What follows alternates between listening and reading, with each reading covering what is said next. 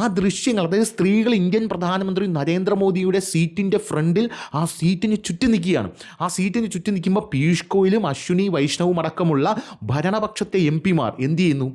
ഭരണപക്ഷത്തെ M പിമാർ വന്നിട്ട് ആ സ്ത്രീകളോട് കൈകൂപ്പി യാചിക്കുന്ന ദൃശ്യമാണ്. ദയവായി ഇവിടെ നിൽക്കരുത്, നിങ്ങൾ മാറിപ്പോകണമെന്ന് കൈകൂപ്പി യാചിക്കുന്ന ദൃശ്യമാണ് വന്നിരിക്കുന്നത്. ഒരു കാര്യം ഞാൻ പറയാം, കേരളത്തിലെ നിയമസഭയിലാണ് ഇത്തരത്തിലൊരു ദൃശ്യം ഉണ്ടായിരുന്നെങ്കിൽ എന്തായിരിക്കും അവസ്ഥ? CPM-ൻ്റെ MLA-മാർ, ഈ പ്രതിപക്ഷത്തിരിക്കുന്ന സ്ത്രീകൾ വന്ന് മുഖ്യമന്ത്രി പിണറായി വിജയൻ്റെ ആ കസേര വളഞ്ഞു നിൽക്കുകയാണ്. മുഖ്യമന്ത്രി വരുമ്പോൾ ആക്രമിക്കുക എന്നുള്ളതാണ് ഇവരുടെ ലക്ഷ്യമെന്ന് പറയുന്നത്. അപ്പോൾ ഇവിടെയുള്ള ഭരണപക്ഷത്തെ CPM MLA-മാർ എന്ത് ചെയ്യും?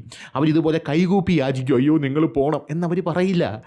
അവർ തൂക്കിയെടുത്ത് വെളിയെറിയും. അതാണ് ഇവിടുത്തെ CPM എന്ന് പറയുന്നത്. പക്ഷേ കേന്ദ്രത്തിലേക്ക് പോയപ്പോൾ എന്താണ്, ഒരു സീൻ ഉണ്ടാക്കണം.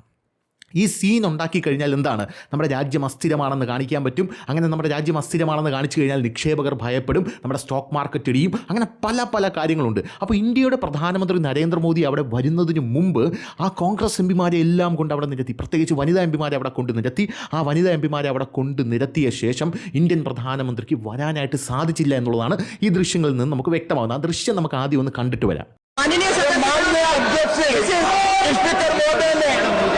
सोच समझ करके एक दलित व्यक्ति को और कल उनको सभापति का मौका दिया, लेकिन कांग्रेस पार्टी के नेता राहुल गांधी के